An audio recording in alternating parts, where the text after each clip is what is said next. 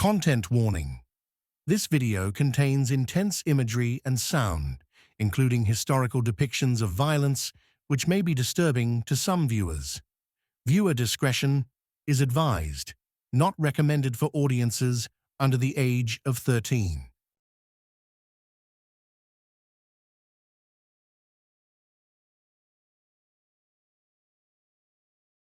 Once upon a time, there was a woman who loved and was loved, but whose love defied an entire kingdom. This is the tragic and fascinating story of Inês de Castro, the woman who was crowned queen after death. Inês de Castro was born around 1325 in Galicia into the powerful Castro family, tied to the Castilian nobility and the court of Alfonso X of Castile. Daughter of Pedro Fernández de Castro, Lord of Lemos, Inés was educated, discreet, and famously beautiful. In 1340, she came to Portugal as lady-in-waiting to Constanza Manuel, the new wife of Prince Pedro, son of King Afonso IV. Before Inés entered the scene, Pedro was married to Constanza Manuel of Castile. The marriage, arranged in 1340, was not a love match. It was a political alliance meant to strengthen ties between Portugal and Castile. Constanza was noble, intelligent, and respected at court. Their marriage, though official and blessed by both crowns, was cold and distant, and it was within the shadows of this loveless union that the forbidden passion between Pedro and Inés began to grow. Legend says they would meet in secret, under moonlight, among the roses and fountains of Coimbra. In the silence of the Quinta das Lágrimas, they whispered love the world would never approve. There, beside the murmuring spring, their hearts made promises stronger than crowns or courts, a place that would later be stained with blood and remembered as a shrine to doomed love. They exchanged letters written in secret, words of longing, devotion, and fear. And then, perhaps in a chapel far from curious eyes, Pedro and Inés were wed, in secret, before a priest, with only the stars as witnesses. In Pedro's eyes, she was never a mistress. She was his wife, his queen. At court, Pedro and Inés fell deeply in love, but their passion was dangerous. Pedro was a married man, and Inés served his wife. Even so, they continued to see each other in secret. After Constanza's death in 1345, Pedro no longer hid the relationship. The scandal spread, but the love endured. Together, Pedro and Inés had 4 children. She became a powerful presence beside him. Her family, the Castros, held influence in Castile, which alarmed the Portuguese court. King Afonso IV feared for the kingdom. Would Pedro abandon Portuguese alliances in favor of Castilian power? Would Inés's children, born out of wedlock, challenge the rightful heir?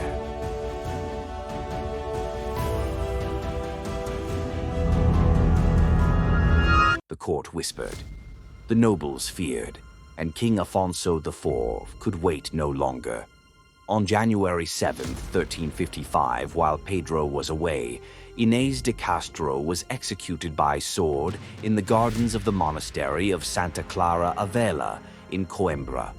3 knights carried out the king's command. She was only around 30 years old. Her last breath was taken where she once walked in love.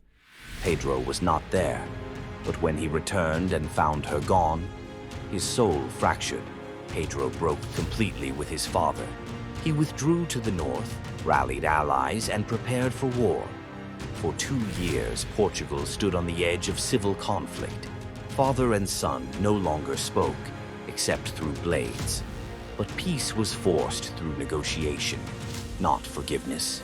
Pedro kept his rage close, like the ring Inés had once given him, which he never removed. In 1357, King Afonso IV died. Pedro became king, and justice, or vengeance, would follow. In 1357, Pedro became King of Portugal, but his first acts as monarch were not of celebration, they were of vengeance. He ordered the capture of the two knights responsible for Inés's death. After a long pursuit, they were brought before him, and then Pedro had their hearts torn out, one from the front, the other from the back.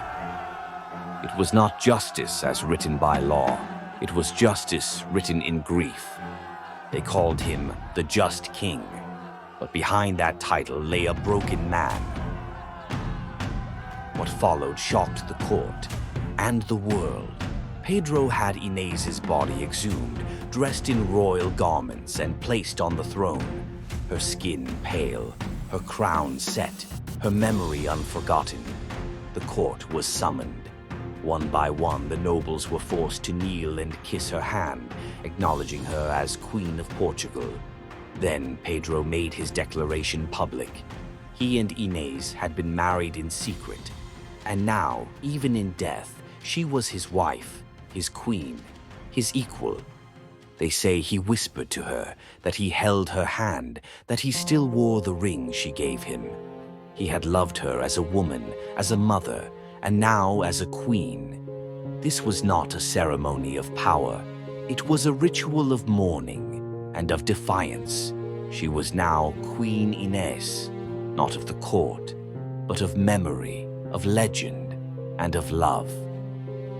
Pedro had Inés's remains moved to the great monastery of Alcobaça, where he too would one day rest.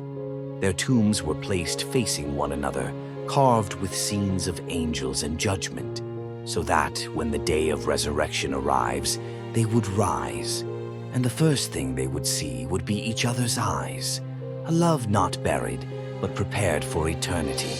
Their story lived on, told in stone, in song, and in verse, from the epic pages of Camões to whispers in Coimbra's gardens, to the weeping fountains of the Quinta das Lágrimas.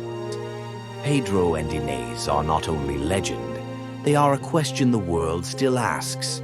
What is stronger, duty or love? What is eternal, blood or memory? She did not simply die. She was sacrificed by fear and crowned by grief. And yet, against death, against time, love endured.